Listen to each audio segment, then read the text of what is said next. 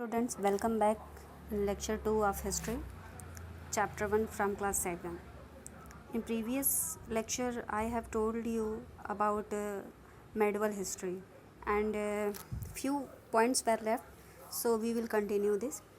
So next point is great many changes in the social, political, economic and religious field. So in India, from 700 to 1750 AD, we find a lot of many changes in the social, political and religious field.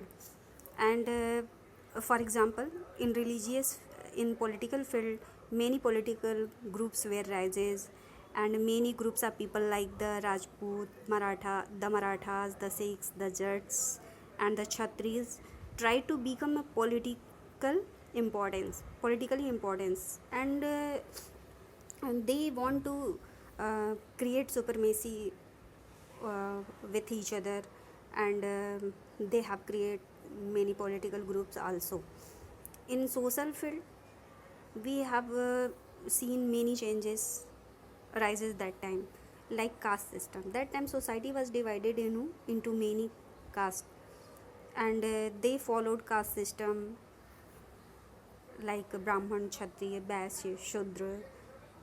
In religious field, the mingling of the Hindu and the Muslim culture laid the foundation of Bhakti movement. I want to tell you that about political, social and religious changes, we will knowing about in next chapter. And all these challenges, all these changes were great challenge for historian. So they have dig many sources, they have excavated many sources and give us more and more information about medieval period.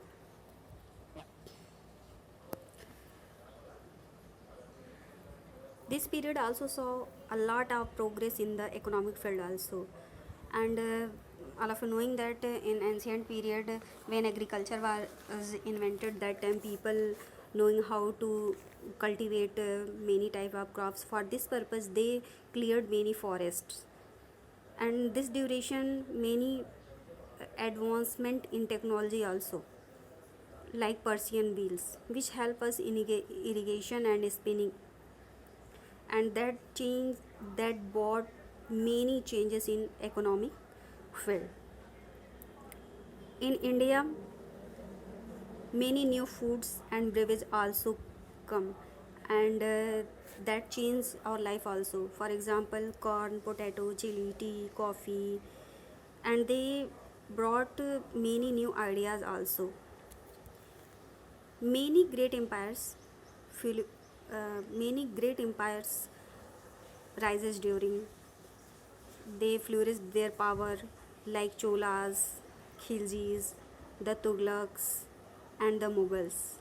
And about them, we will knowing in coming chapter.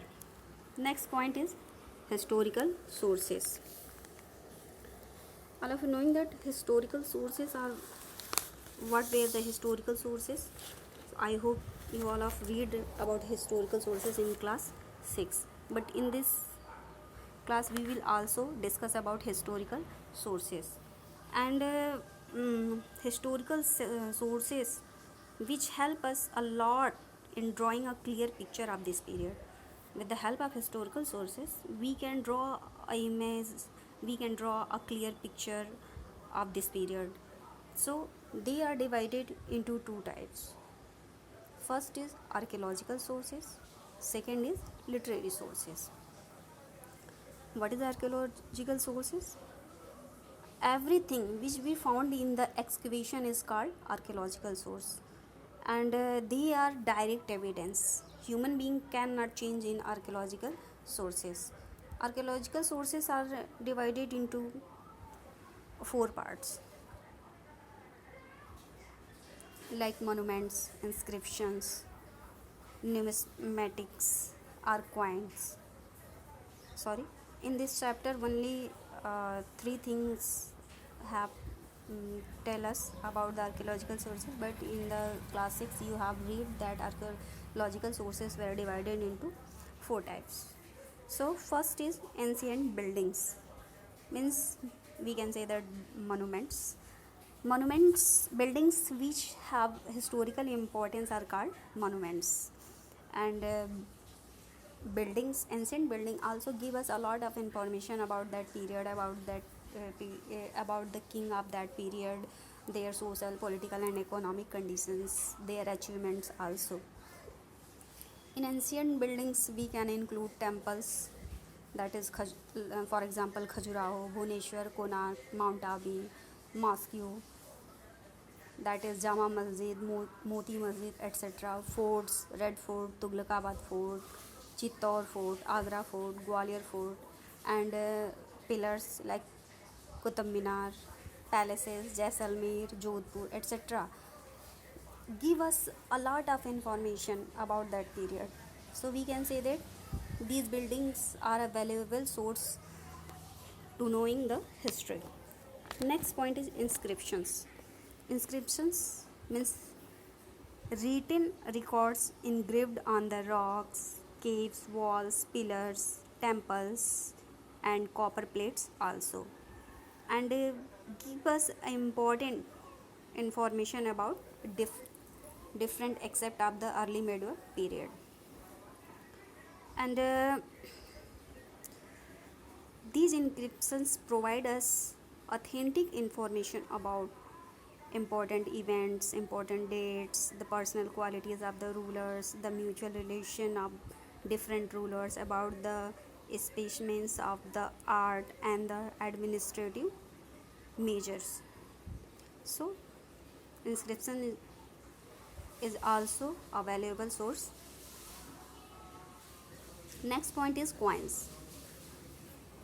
Coins are an extremely valuable source of information, and they tell us about the rising period of king, the economic condition of the kingdom, and the especially economic condition, social and political condition also.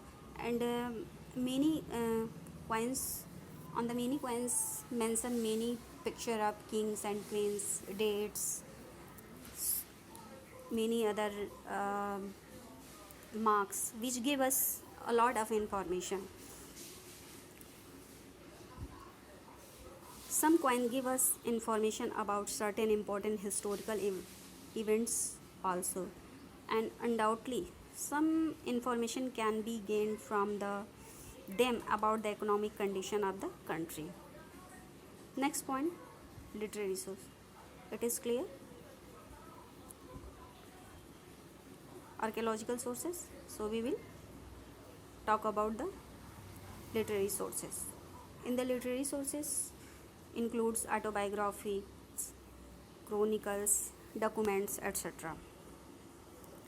About the early medieval period, we have get many information from the writings which were found on the palm leaves, birch bark, and skins, because that time writing was done on palm leaves and birch bark skin, because that time paper was not invented, so people use palm leaves and birch barks for the writings. And that during it was used in early medieval period, but in later medieval period many books written on paper, because that time paper was invented, and we have found some of these are autobiography also give us many information about that time. For example, Babar's memories or Babar's autobiography, Babarnama, Jahangir's biographies, and Akbar's biographies. Akbar, Jahangir's biographies, which tell us many information about their personalities, their social and administrative condition also. Certain other books also give us many different information about their about their time dynasties. There are many religious books also which give us many information about history.